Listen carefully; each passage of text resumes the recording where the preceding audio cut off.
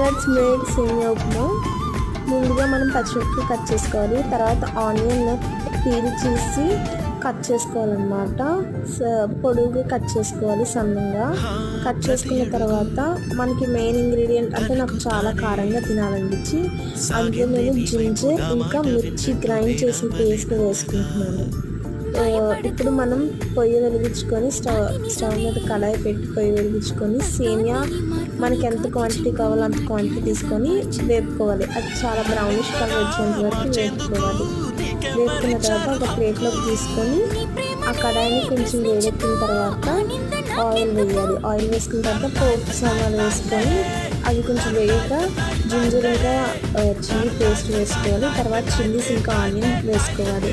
అది వేసుకున్న తర్వాత అది బాగా వేగిన తర్వాత వాటర్ అనేది వేసుకోవాలి. వాటర్ వేసుకున్న తర్వాత సాల్ట్ వేసుకొని ఆ సేమియా వేసిన సేమియా వేసుకొని